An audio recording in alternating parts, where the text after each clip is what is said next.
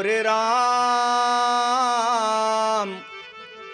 ए मोरे बाबा, ए भोले जोगिया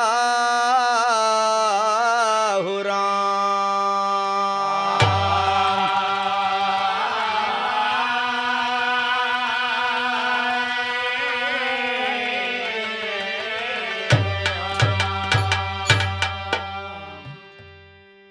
कबीर साहब राम को जाना, अंधकार से जीवन बचाना, और उनकर आए रहा प्रभु कयमता।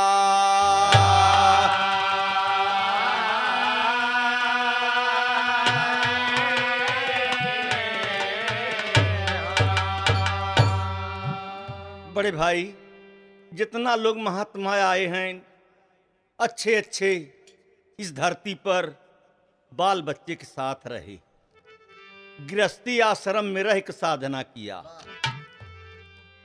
एक बात है कि कबीर साहब के दुल्हनी के नाम रहा लोई। लोई इतना शौकीन रही, बहुत अच्छी रही, बहुत नगद रही, और सामने एक बनिया रहा। बनिया देख देख के बड़ा मन में सोचे कि खाने के कबीर साहब के कुछ नहीं है, लेकिन दुल्हन इनकर बड़ी शौकीन है, और हमारे पास सब कुछ रहते हुए हमार दुल्हन नहीं ठीक। इसी पर बोल कवि ने लिखा एक सवैया, हाय रंग रूप देखी देखी बनिया विचार करे, कैसी शौकीन यह कबीर जी की नारी है। रात दिना सेवा करे अपने पति के केवल, और दूसरे के ओर नारी कभो न निहारी है। बनिया वो सारे मुहारे से ताकत रही, और कभो कभोन भूल जात आपन दुकानदारी है। होश नाही तन में बेहोश सोचे मन में, और बनिया का नारी पूछे दुखित में बेचारी है। वैद्या हकीम से इलाज कर पिया, नाही तो तोहरे पकड़त बाटे बड़की बीमारी है। अरे हाँ, आज साल 6 महीना से तू बड़ा बेचैन रहत है, लेकिन मन का बात कबीर साहब अपने दुल्हन से नहीं बता सकत हैं। इसलिए दूसरे कई औरत देखे में बुद्धि जितना हो तो आधे पर चल जाता। अब बनिया का दिमाग नहीं काम करता तो कवि के लिखना पड़ा। यहीं पर ज्ञान एवं अज्ञान का फैसला राम समेत। ज्ञानवा बिना पागल बनिया, अरे ज्ञानवा बिना पागल दुनिया। अच्छी सुंदर रहली कबीर का जननवा, ज्ञानवा बिना पागल बनिया।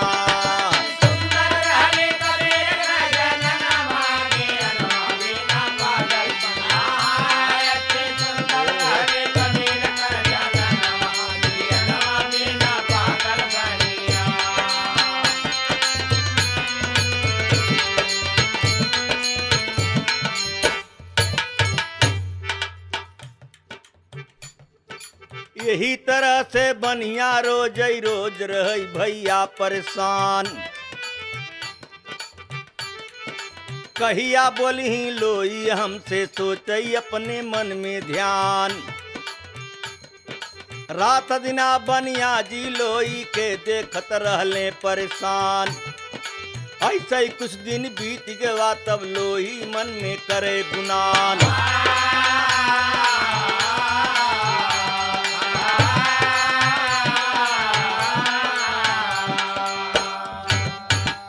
एक दिन की बात या कबीर साहब कहूँ सत्संग से आए। लोई कहते हैं साहब ये जो सामने बनिया बे परेशान रहत है, इतना परेशान रहत है कि जहाँ हमके देखत तहाँ वहिया तलक की दुकानदारी भी भूल जात है। ओकर मेहरारू शिकायत भी करते लेकिन सुनत सहेजत नाइन। कैसे करी, साल भर हो गवा मेहर हो टाइम पास करते, आपसे नहीं कहा चाहत रहे लेकिन मजबूरी बा, इज्जत के सवाल बा। कबीर साहब हसन कहें महारानी इज्जत तो अपने हाथ में है, इज्जत इतना सरल नहीं ने, तू काम करे अपन। कबीर साहेब बहुत समझावाई लेकिन लोई बात समझ न पावे। गिया नवा बिना पागल बनिया, लोई बड़े फेर में सोच लगली मनवा। गिया नवा बिना पागल बनिया,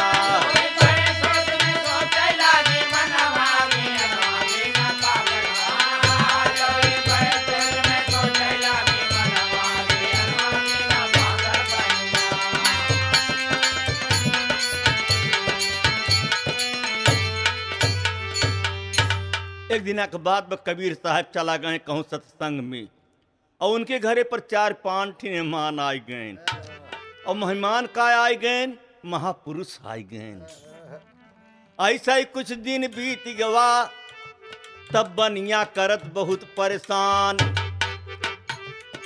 एक दिना तो कबीर साहेब घर में नहीं रहा समान। वही समय में 4 महापुरुष आयन बन के ये मेहमान। लोई अपने मन में सोचे कैसे सेवा करी भगवान।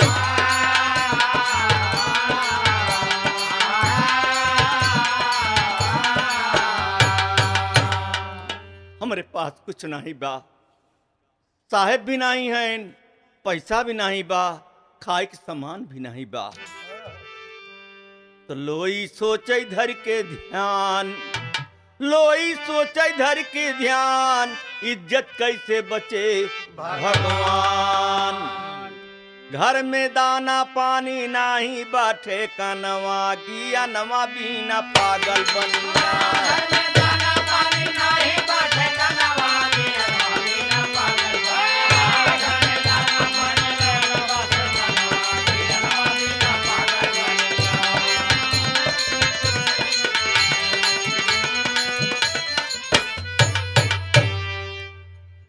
कबो कबो ऐसा हुआ करत है कि जब कोनो आपद विपत्ति आ जात कुछ नहीं सूझत, तो हर आदमी चाहे औरत हो चाहे मर्द हो भगवान का ख्याल करत परमात्मा आप कैसे बचे, इज्जत कैसे बचे।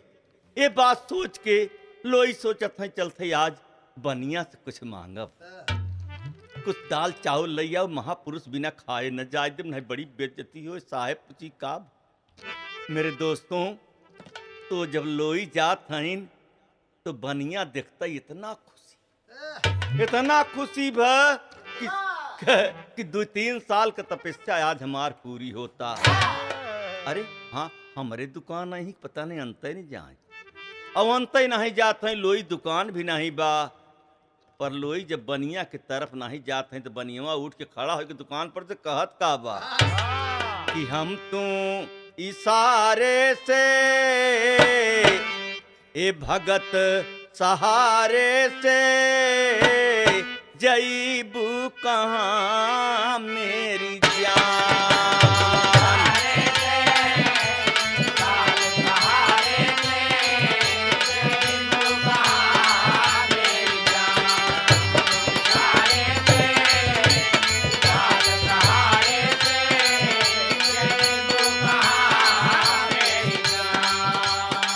अरे अरे आव न, कहाँ जात हुआ हो आव।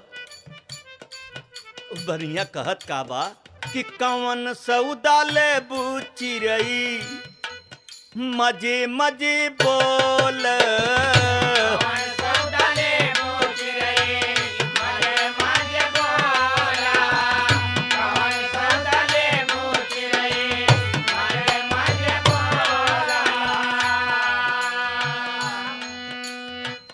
काहे लजात बाटू घुघुटा तू खोल।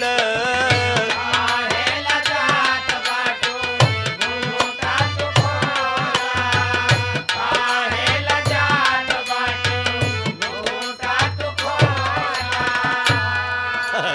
आवा अपनी मन का सौदा लैले, जौन तोहार दिल हो, जौन कुछ इच्छा हो, अपनी मन का सौदा लैले तू मेरे दुकान का कि हम तुम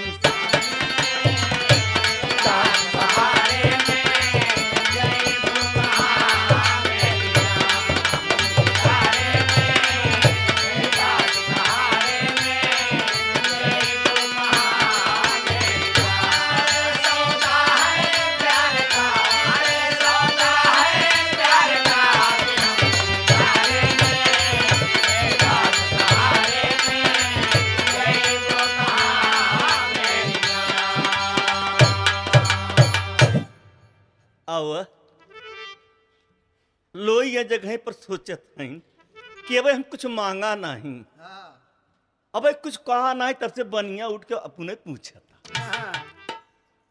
हाँ महाजन, हमके 2 किलो चाउर दाल आटा दे दे, हमारे 5 मेहमान आए हैं, बैठा हैं, कुछ बा नहीं, उनके खाना खिलाओ की बा। महाजन कहे बहुत अच्छी बात बा, 2-4 किलो के बात जिन कर 4-6 कुंटल ले जा। तब तक लोई कांपे लगी, बाप रे बाप, हमारे पास 2-3 किलो का तो पैसा नहीं बा, 4-6 कुंटल के बात। तो लोई हाथ जोड़ के कहत कहा महाजन, हमारे पास में पैसा नहीं, हमारे पास में पैसा नहीं, हमारे पास में पैसा नहीं, 10 सौदा उधार का कि हम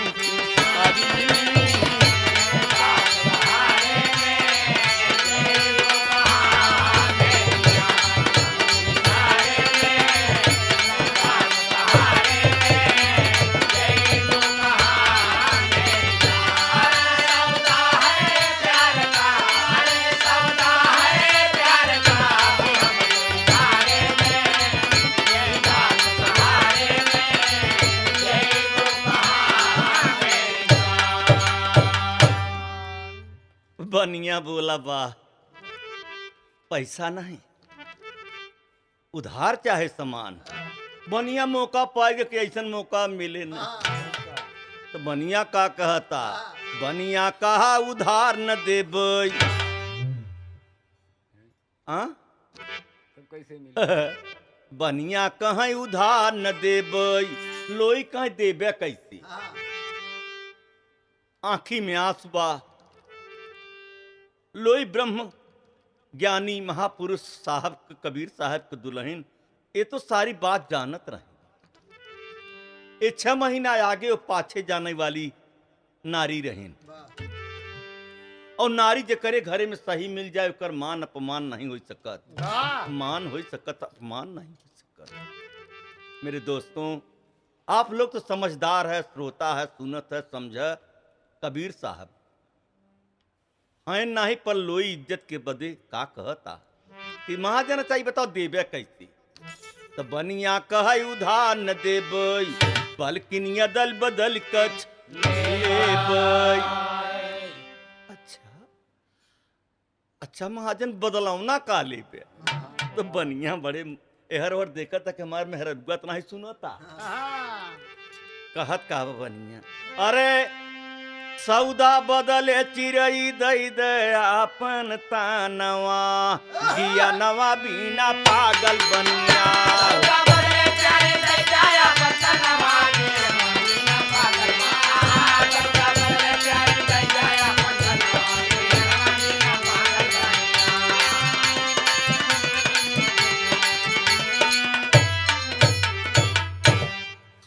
विचार कर, बिरहा यह जगह पर लोई रोवता, कबीर साहब के दुल्हन रोवत हईन कि बाप रे बाप, का अब का करी, कैसे करी। तो जब यह जगह पर ज्यादा तकलीफ होता तो परमात्मा के दर्शन तो कह रहे, देखत भी रहें। ये स्वयं प्रभु निराकार से आवाज लगाए के रोवत हैं, कहत का लोई उदास होई की, अरे नारी उदास होई के, लोई उदास होई के, सोच अपन मनवा,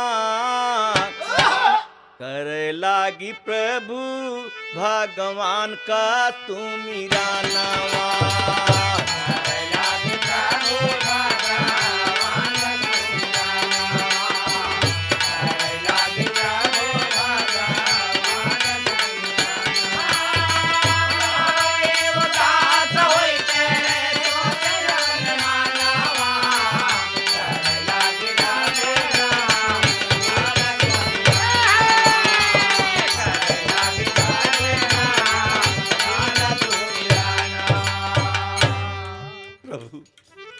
प्रभु इज्जत तोहरे प्रभु यार बनिया हमारे इज्जत पर हमला बोला चाहता और महापुरुष बिना खाए बैठा है बिना पानी के बैठा।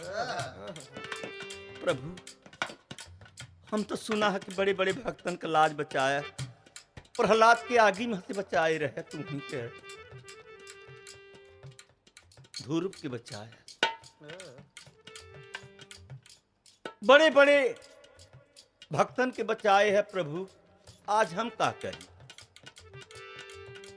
लोई ऐसी बात आवाज लगावत हैं, ये परमात्मा बुद्धि और ज्ञान दिया। लोई कहत का हैं, एक बात मान भैया लागी थ चरणवा, एक बात मान भैया लागी थ चरणवा, एक बात मान भैया लागी थ चरणवा, एक बात माना महाजन हम लागी थ चरणवा, पहिले समान दई दे जाबै भवानवा, पहिले समान दैया जाबै भवानवा, पहिले समान दैया जाबै भवानवा, पहिले समान दई दे हम जइबै भवानवा। ए बाबा पहिले खियाऊब भैया आपन मनमा, पहिले खियाऊब भैया आपन मनवा, पहिले खियाऊब भैया आपन मनवा, पहिले खियबै महाजन हम अपन मनमा हो राम।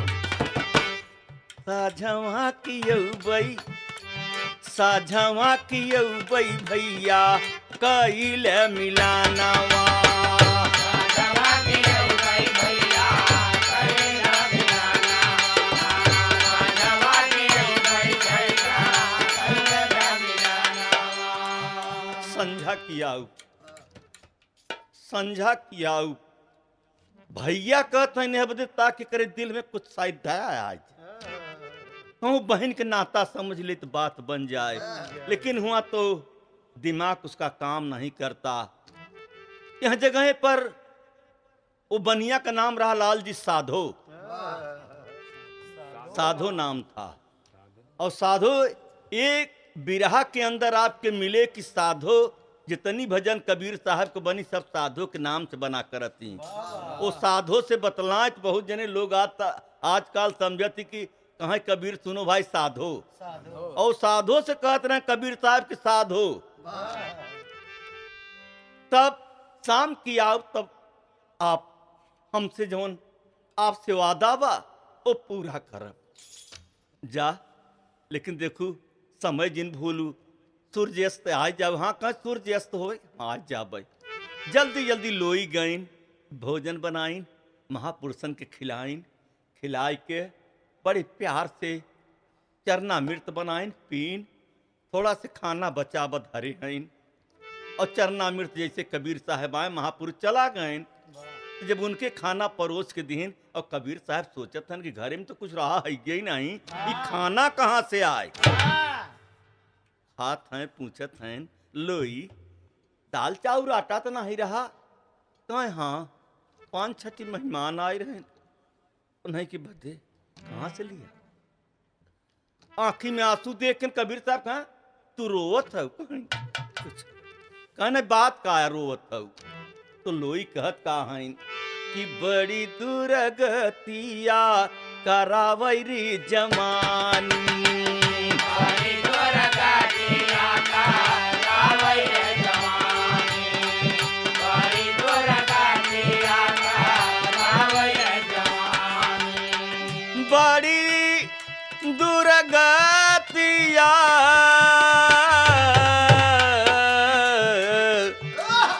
करावरी जवानी। ढूर ढूर ढूरता नयनमा से पानी, ढूर ढूर ढूर ढूरता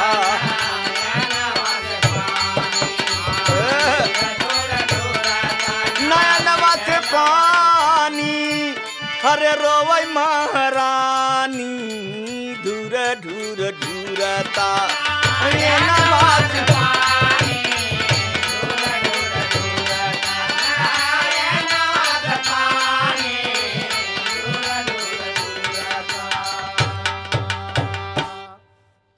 दो चार कवर खाए कबीर साहब कहाँ बस कर कहाँ देखा हम रोवत बदे है कि सूर्य अस्त हम समय दे रहे बनिया जोहत होए कितना बड़ी भक्ति बनिया किया एक मिट्टी के शरीर के बदलौने में दाल चाउर आटा भक्ति हमारे अंदर नाइन साहब भक्ति बनिया के अंदर बा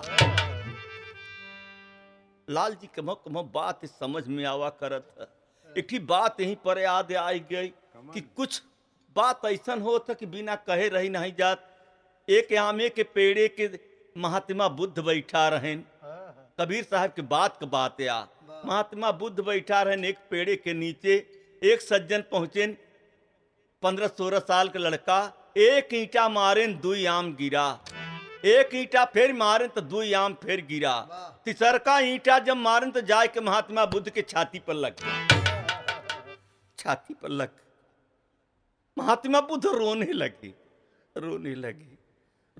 वो लड़का आम थाम फेंक के गवा घोड़े पर गिर पड़ा बूढ़े से प्रभु आपको चोट लग महात्मा जी आपके चोट लग गए आप रोवत हैं महात्मा बुद्ध का कहें कहें बच्चा हम चोट लगवे बदे नहीं रोवत है हम चोट बदे नहीं रोवत है बदे आई कि 2 ईंटा मारे तो तू 4 आम पाए और 1 ईंटा हमारे लाग हम का दे तो है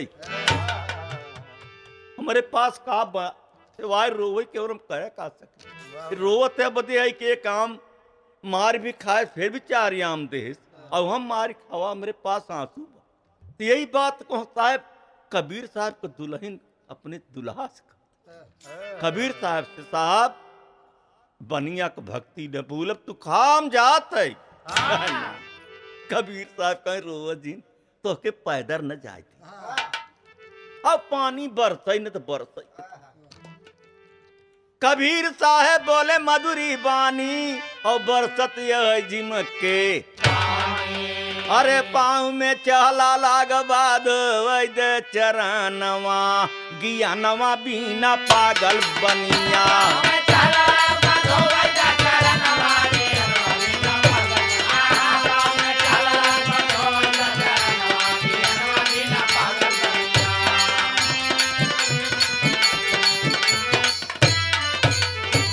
बाप रे बाप लोई कहीं का कहत है कहीं हम ही कहत है कि बड़ बड़ वारे रजाई गद्दा दसाए हुए 4 पाई सजाए हुए और तू माटी कीचड़ लगाए के जाबू वो करे गद्दा पर जब बैठबू तू का कहे पहले चरण धोवे तो कहीं फिर रास्ता में जाब तो का फिर माटी कीचड़ न लागे का तो कहीं का हम पैदल जाए देव का कहीं तब कैसे लिए आए चलबे कहीं कंधा पर बैठाए के लिए आए चल बारे कबीर साहेब आज की बात सोचें ये मट्टी के शरीर है इसके बदले में अन्न मिला और महापुरुष खाए के गए ये बात भूलब न कबीर साहब को चलो तो कहें नहीं हम कंधा पर न बैठब कहें तो कंधा पर न बैठबू तो हम जायू न दे अब मामला बच गए कहें चलो थोड़ी देर के लिए पानी बरसत अब करबई का करी बनिया यूं जगह पर दूसरे औरत हो तो सोचत कि अब का करी चाह बनिया भेंट करें चाह बनिया ऊपर पड़ जाए लेकिन जब हमार आदमी कंधा पर बैठा होता तो हम न जाब लेकिन कहा ठीक बा जैसे तू ले चल लेकिन ले चल बनिया के बात पूरी करना बा एक तर्ज आएगा लाल जी कबो कबो हमारे यहाँ जब बारात दुआरा उरा लग जाता और औरतन दुल्हा जब बैठ जाता तो के दहू भात किया वो लेके जाती और गावत की लेके जाती जो घरे के औरत रहती वही गावत बहेतू नहीं बहेतू मतलब बाहर वाहर के जो आवत वो नहीं तो उनकर तर्ज आई वो गावा करतीन, अरे नई नई हणिया में दहिया जमावा आई रे। ये हमारे मट्टी के गीतिया, मट्टी के गीतिया, हमारे धरती के गीतिया।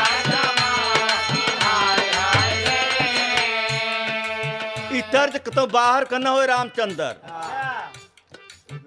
ये अपने मट्टी का तर्ज, अपने गांव का तर्ज, अपने इलाहाबाद का तर्ज है। और इलाहाबाद में लमाही का तर्ज आई। जब हम 5-7 साल करे तब से सुनत चला आई। आवाज भी तर्ज गावा जाता, और तर्ज बिगड़ गए, लेकिन ये तर्ज ना आज बिगड़ा बच्चा। गावत है बड़े प्रेम से गावत है, मजा भी लेती। अरे नई नई मिट्टिया में दहिया जमवली हाय हाय रे।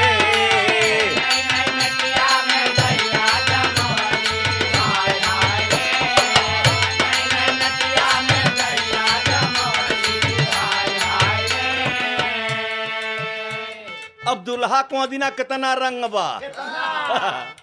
चाहे दुल्हा गरीब को हो चाहे अमीर को हो, चाहे दही कभों आँखी से न देखे हो, लेकिन वह दिना सबके देखा था कि कैसे खाई उगिल देता। ते औरतों कहाँ छोड़ई वाली हैं, वो का कहता है, अरे कुछ है दुल्हा तू कैसन है यार। औरत ये यार कहता है। एक तसेठी छोटवार लड़की कहता, हे जीजा काहे उगिलत है। सबसे बुढ़िया कहता, अरे कुछ खाए नी कुछ भैया गिराई देन हाय हाय रे।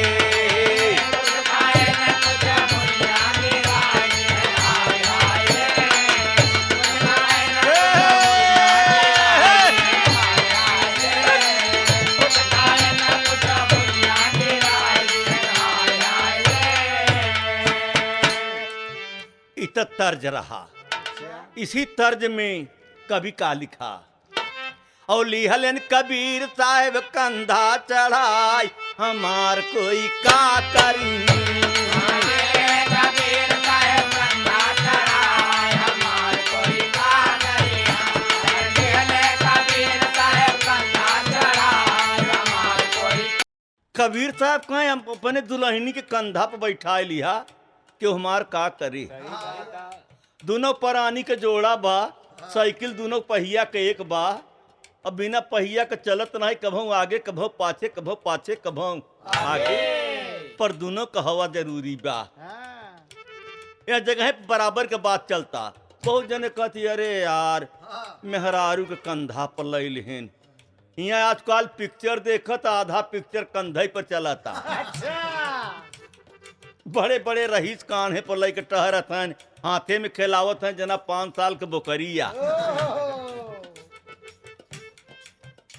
लिया लेन कबीर साहेब कन्या चढ़ाई हमार कोई का करिया।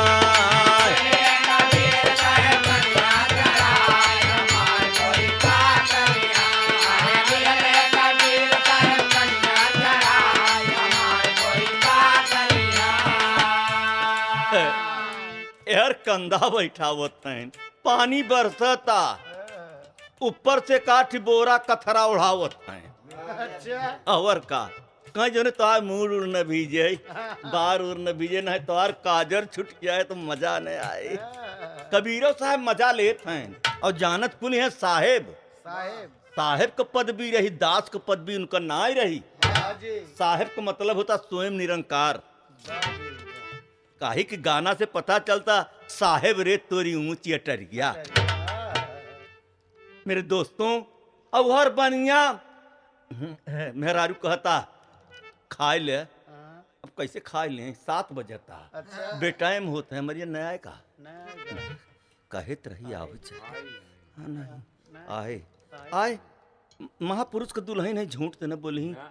के जाने कबीरवा आई हो। बनिया का कहता, के जाने आए हो बड़ा आइन बाज बन नहीं, तब लोई आए। इतना सोचत है, और तब से कबीर साहब लेके पहुंच गए। पहुंचे कबीर साहेब बनिया दुकनिया, पहुंचे कबीर साहेब बनिया दुकनिया, पहुंचे कबीर साहेब बनिया दुकनिया। लागे खटकावई केवार सिटकनिया लागे खटकावई केवार सिटकनिया लागे खटकावई केवार सिटकनिया जब केवार सिटकनी खटखटाएन बनिया दुई कवर खात रहा दुई कवर खाए रहा कवरवा जूठे हथवा चल देस मेहरुआ कहे कसो काभ कहे कुछ नहीं कहे गड़बड़ान मशीन का कहे नहीं गड़बड़ान पहुंचे कबीर साहब जब बनिया दुकनिया और लागे खटकावई केवार सिटकनिया अरे बनिया दवड़ी की आई हमार कोई का करिया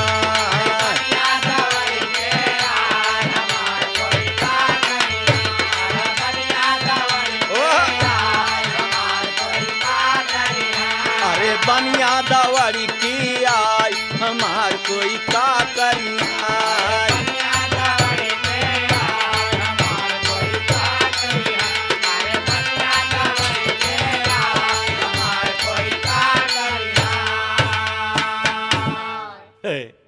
जैसे दरवाजा खोला था बनिया अरे विद्या प्रकाश अब का बताई जब कबीर साहब के कंधा चढ़ाए लोई के देखें बनिया राम का पूरी मशीन गड़बड़ाई ब्रह्म ज्ञानी स्वयं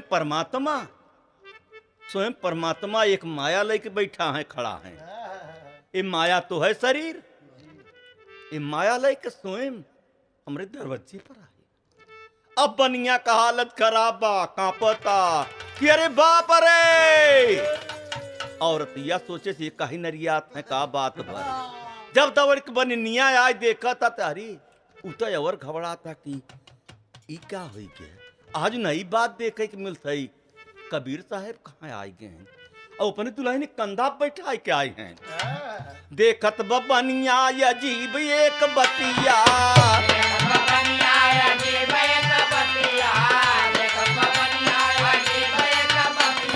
कांधे बैठायन कबीर अवरतिया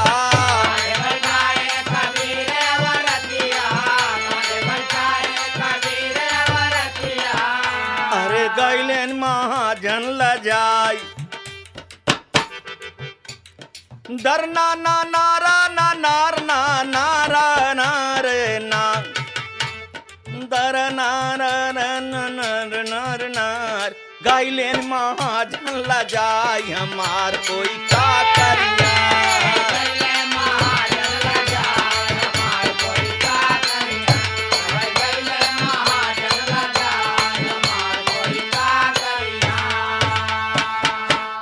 कबीर साहब मजा लेता है ना बनिया का हालत देखें तो बनिया कांपता और कबीर साहब मुस्कुराए के कहते हैं का महाजन के हर बच्चार पाई तोहार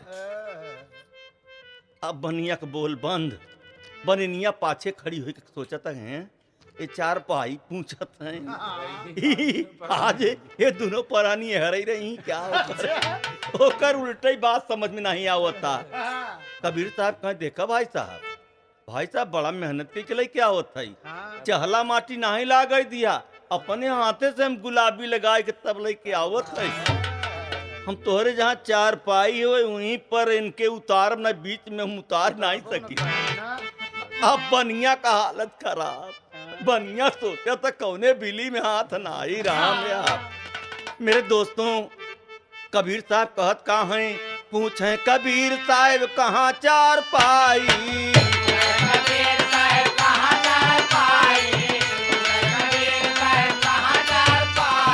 तोहरे से जरिया पर दे पहुँचाई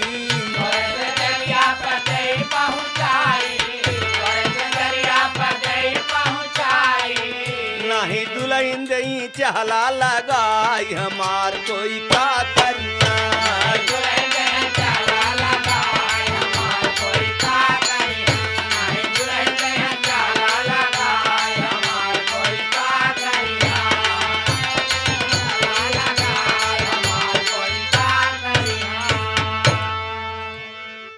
महाजन हमारे संग बड़ी भलाई की है आपका हम यश जिंदगी में भूल न पाओ महाजन साधो साधो भैया जैसन तो सेवा कह दे, हम महापुरुष बिना खाए चला जाते तो बड़ी बड़ी संगत में कहते कबीर इतना बड़ा नामी आदमी ते करे हियाँ हम गए पानी और खाना नहीं पावा, इसलिए माफ कर दे भाई साहब। कहाँ चार पाई बा हम वहीं पहुंचाऊ, तब बनिया से नहीं बर्दाश्त बा। बनिया लम्मा लम्मा लेट के लाल कबीर साहब के पांव पर लम्मा लम्मा दंडवत प्रणाम करके पांव धो के रोवाता। जब रोने लगा अपने गलती पर आदमी ख्याल करत है। कबीर साहब तहिया तक कहे कबीरा यह संसार में हंसना नहीं कोई, कब कहाँ खूब हंसो लेकिन केहू के दुख में मत रो, केहू के दुख में रो दुख में हंसो मत। कोई पड़ोसी दुखी हो तो से मान ल दुश्मनी बा और कल लड़का मर जाए तो तू हंसो मत। कबीर साहब का सीखिया कहत हैं कबीर यह दुनिया में हंसना नहीं कोई, आ जाओ नाव समुद्र में न जानी का। पता नहीं ये शरीर नाव रूपी बा, पता नहीं कौने घाटे जाए, कौन किनारा मिले कि न मिले, बीच में कहूँ चील कौआ न खाए दे, कुकुर सियार न खाए दे। यहाँ पर अभिमान न मत कीजिए मेरे दोस्तों।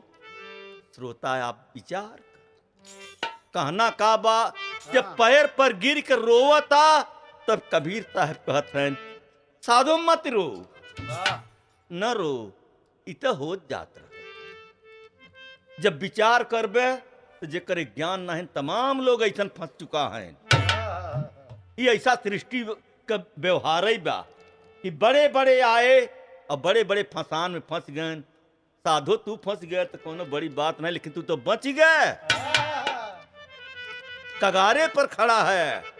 आज तोहार मौका अच्छा मिला बा, हाथ जोरे बनिया कसूर माप, हम बड़ा बुद्धू के ज्ञान कछु दई दे।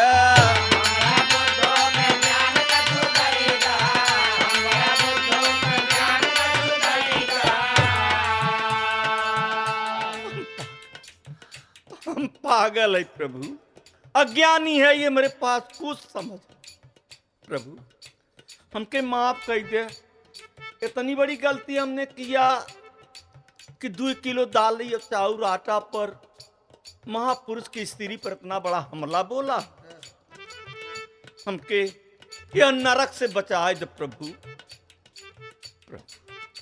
ओ कबीर साहब कहना है रो मत, रो मत, तुमको माफ कर, तुमको माफ कर। साधो मत रो, तुम्हार दुनिया में नाम रहेगा।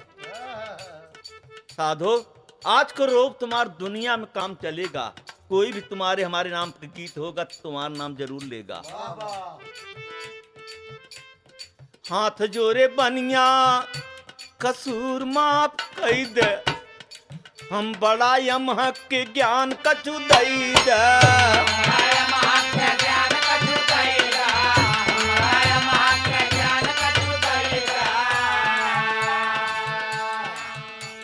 रामे राम देते देखाई, हमार कोई का करिया।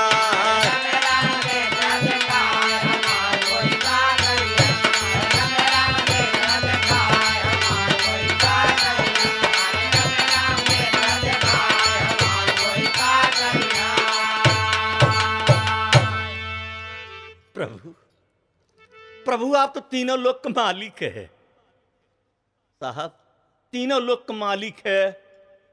हमके कुछ ज्ञान दे दे, राम के दिखाई दे। जब राम सर्वत्र बा, हर व्यापक बा, हर जगह पर बा, तो आप प्रभु को दर्शन कराए दे। कबीर साहब ज्ञान दिया, कबीर साहब ज्ञान दिया। कौन से ज्ञान दिया? जौन ज्ञान कृष्ण अर्जुन को दिया, जौन ज्ञान हनुमान पाए रहे, जौन ज्ञान मीरा ने पाया, जौन ज्ञान अर्जुन ने पाया, जौन ज्ञान ध्रुव पाया, प्रहलाद पाया।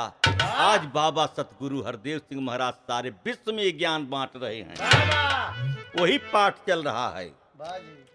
तो कबीर साहेब ज्ञान बतावा और बनिया भक्ति में सुख पावा। अरे बनिया मौज उड़ावा जब पायन हरि दर्शनवा गिया नमा बिना पागल बनिया।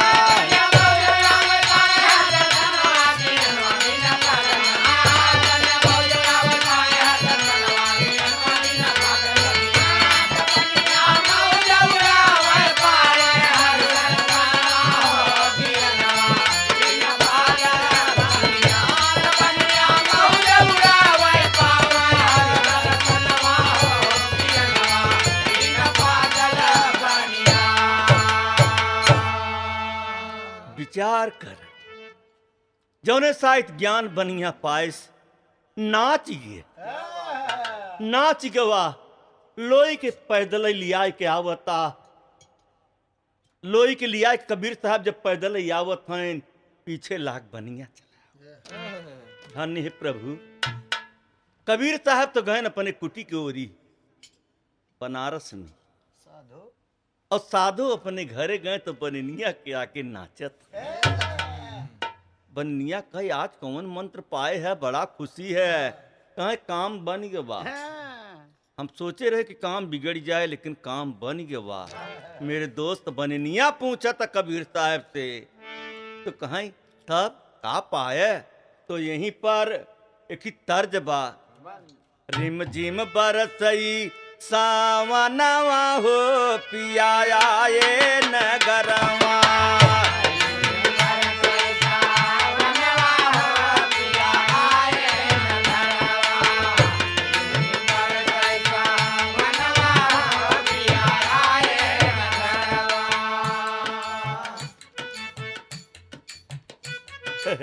यह एक बिरहा लाल जी पानी बरसा था ये तर्ज का नमूना रचे बताई दे क्या। ये हम अकेल भय पर जब सावन में बिजली तड़कत है और दामिन दमकत है एक दिन ऐसे बात होत रही थी कहो बड़ी मजा मिलत है। एक मेहरारू अपने मन से दुख लगे लेटी बा जब बड़ी जोर से दऊ गड़गड़ान बादर तो पूछता मेहरारुआ कहो नन कहू को बाबू एक आवाज ऊपर से आवत गड़गड़ात बकाही कहे हाँ भगवान कृपा है कहे भगवान कृपा का है कहे चमकत का ही बा कहे भगवान कृपाया कहे भगवान के कुल कृपा बा ती कैसन या कहे तू न जनबू कहे कैसे वो सोचे कहे कुछ बताओ तो मन से दुआ सोचा तो न कुछ बताओ ती कहे इतना बड़े कि तू पढ़ा लिखा हो कि नहीं बताओ था अंदाज कोई भगवान के सुमिरन कह का बताओ था कहे जब गरजत ही न आवाज आओ तो गरजबे का ना तो भगवान बदरवन के डांटत ही कि साले तुम लोग यहीं रुके क्यों बरसते क्यों नहीं बरसते। हाँ अच्छा कहे हाँ डांटत ही जो आवाज आवत है और कहीं चमकावत ही कहीं हमार टार्च जला के देखत ही कहाँ पानी बरसा बा या कहाँ नहीं बरसा बा तो बड़ा मजा में अररुआ पाए तो वैसे कहत का बा दुल्हा नहीं आयो पानी बरता था अकेले बा और कहूँ रात खिड़की खुली और कहूँ झकोर के पुरवैया मारे से एक लहरा पानी भीतर तक चला आए अब अकेले में उन्हीं में मुंह से निकलिया और तब से बिलार देख के झपटी ओकर जीव धकर धकर करता वो कहत का बा रिम झिम बरसई सवनवा रे पिया न घरवा डर लागई बाजई का गनवा हो पिया न घरवा।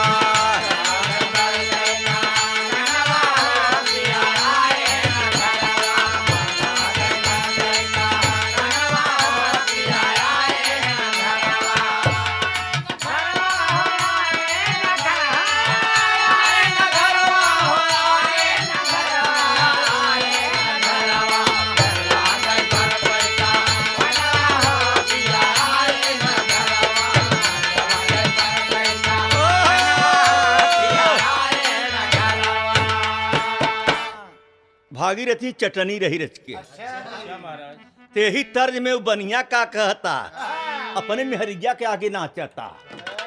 दुकानदार आए सामान ले, कहीं कदम आजन नाचत है, कहीं हम नहीं नाचत है, क्यों नचावता। जब ये आदमी खुशी होत है, कोनो चीज बड़वार पावत है, तो मन में खुशी उठत है, तो सिवाय गुनगुनाबे के और नचबे के सिवाय और कुछ उसके कुछ नहीं आवत। चाहे कुछ बने या न बने, लेकिन हर आदमी खुशी में कुछ न कुछ गुनगुनात है। तू बनिया कहत का बा, मेहरारू पूछत है ननका बाबूजी बताओ तू काई नाचत है, काई हंसत है, का बात है आज। वैसे तो तू मुंह फुलाए के बैठा रहत रहे, तो आज कबीर साहब के दुल्हन के देखे के चक्कर में पड़त रहे, हाथ तो के कौन मंत्र मिल गया। तो बनिया का कहता, सतगुरु दिहले नीना नजरिया रे, हम तो देख लगे।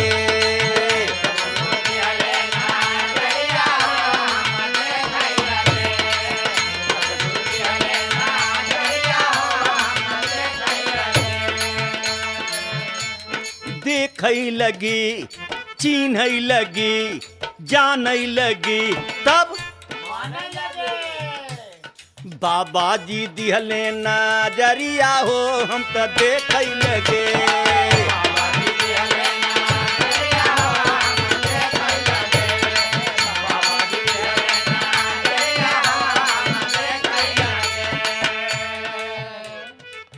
तो बिना सतगुरु का गुरु नाय, सतगुरु, बिना सतगुरु कोई पार न भवाबा।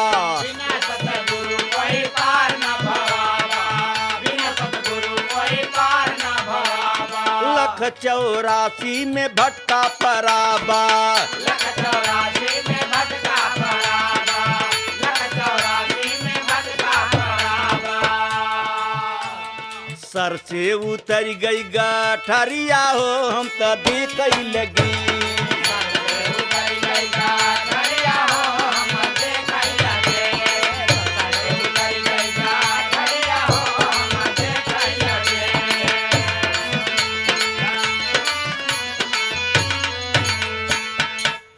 एक आज हम जान गए कि परमात्मा एक बा, साधु जान गए। कबीर साहब ने कहा, साधु ने सुना। यही जगह जितनी भजन बनी कबीर साहब के नाम से, सब साधु के इशारा दे के कहा कबीर सुना भाई साधु। साधु साधु का मतलब तख्तों लगातार सुना तो साध ले। एक प्रभु की रचना सारी, एक प्रभु की रचना सारी, एक प्रभु की रचना सारी। सींच रहा मालिक सब फुलवारी, सींच रहा मालिक सब फुलवारी, सींच रहा मालिक सब फुलवारी। अंग संग मिल गया सामरिया हो, हम तो देख लगे।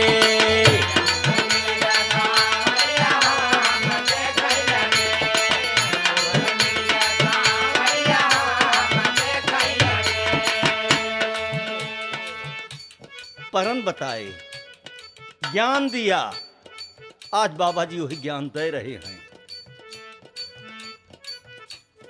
कबीर साहब बनिया से एक मिलान हुई के, जैसे आत्मा परमात्मा से मिलान हो जाता है, जैसे एक जनाना मर्दाना से मिलान हो जाता है।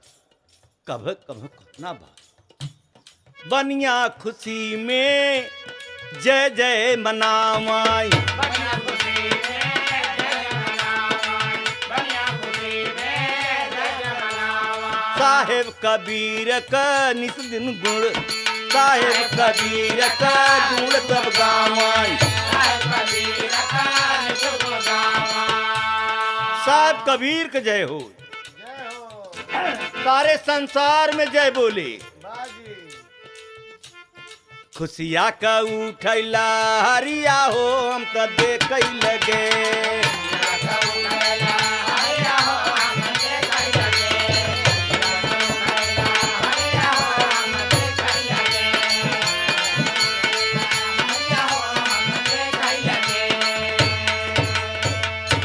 पूरे गांव देश के लोग बनिया के दुआरे आए, सब जय जयकार होता। बनिया सत्संग फाना, बड़े बड़े महापुरुषन के बुलाया, बड़े बड़े लोगन के बुलाया और उसमें जग किया, सबको खिलाया पिलाया। तब वह जगह पर बनिया का कहता, एक ही तर्ज बदल गए। तर्ज वही बा, माया के नगरिया में लागल बा बाजारिया हो, लागल बा बाजारिया हो, सच्चा सौदा कैले ऊ है महान राम राम। सच्चा सौदा कैला महान राम राम। सच्चा सौदा कैला महान राम राम। माया के नगारिया में लागल बाबा जारिया हो, लागल बाबा जारिया हो, सच्चा सौदा कैला महान राम राम। सच्चा सौदा कैला महान राम राम। बनिया अपने चेते नहीं बोलता है। अब ओकरे सिरे कबीर साहब चढ़ा है, ओकरे बनिया के शरीर में ईमानदारी चढ़ी गई बे। अब तो जितना टेनी मेनी मारत रहा, जितना बेईमानी करत रहा, वो कहत कहा बा कि हम का किया। कबीर साहब तो यहाँ तलक कहें कबीर कब से सही, कहें जब से चेतई। एक कबीर साहब को बोलिया, हिया तलक कहें कि अब ल नसानी, अब न नसई हो, जौन नसाई गई तौन नसाई गई, लेकिन अब बचाओ। यही बदे विद्या से ढेर दिना लड़त रह गए, आखिर गाँवने गए, लेकिन काम बिगाड़ के मास्टरों को बिगड़ा। एक जने के तो समझावत समझावत थोड़ा सा बात बनी, लेकिन कहा कबीर कब से सही, जब से चेत आज जाए। आज इंसान का दर्जा पाए है, इंसान भगवान बन सकता है, राक्षस बन सकता है, दोनों पाठ चलता। जेकर भलाई कह दे वो भगवान कहता, जेके तकलीफ दे दे वो राक्षस कहता। दोनों पाठ तोहरे अंदर में बा। बनिया कहत का बा, अब दूसरे के कहे कबीर सुनो भाई साधो, साधो कहत हैं साधत जा, हम फंसा रहे सद के है। कभो कभो रोगी वैद बन जावा करते। चोरी बेईमानी कई के माया बटोरे खूब, माया बटोरे खूब, साथ न जाए कोई समान हो राम राम।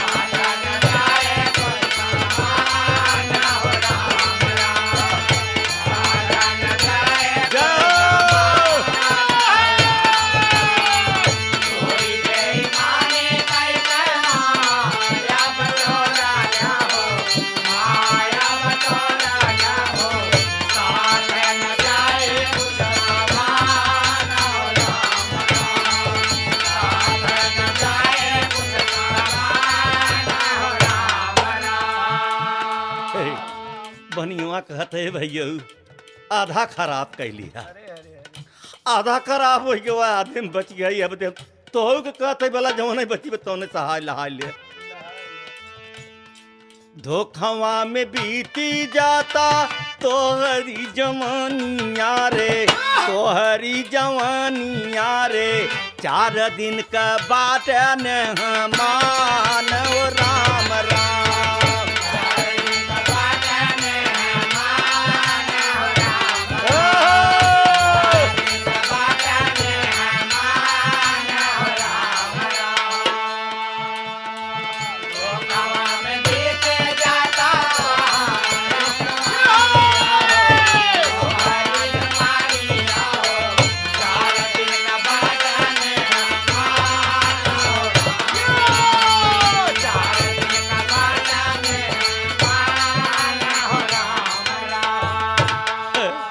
सब ये कहती लाल जी का यार के है 4 दिन रह गए वापस। कहती तो सब, लेकिन जब करत तब तो मजा बा। बहुत जने कहती बहुत अच्छा, इतना अच्छा बोलतीन कि एक बुढ़िया रही, एक जनी सुखे खात रही, नई नई दुल्हन कहीं कद दुल्हन सुखे खाते कहीं का करी मावा, आज कुछ रहा नहीं, कहीं आए हो तू हमारे से घिउली आई हो तू। हाँ, बिहान से सुखे बने के गई दुल्हनिया, कहीं कैसे आऊ ब, कहीं कहे रहो घियना, कहीं चुप रह तू बिटिया हमार खाली घिउ से बात ब, घिउ कहाँ धरा बा क्या बदे कहा जाता। बड़े भागी पाए बाट मान ई कतानावा हो, माना एक तानावा हो, माना एक तानावा हो। सबसे ऊंचा तोहरा या स्थान हो राम राम।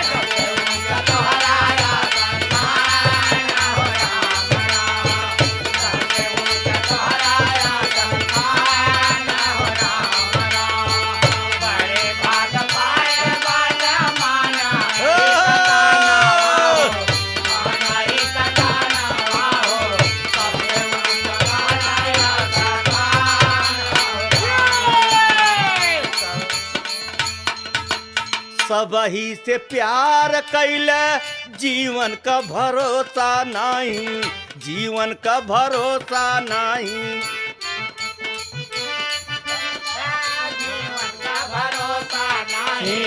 जीवन का भरोसा नहीं। एक बात विचार करना, कोई सहारा नहीं। हम आज रह कि काल रह भी कहा कि गवा काल करत हो आज, आज करत हो अब है। तो सब इसे प्यार कैले ये जीवन का भरोसा नहीं। अच्छा बुरा देखत भगवान ओ राम राम।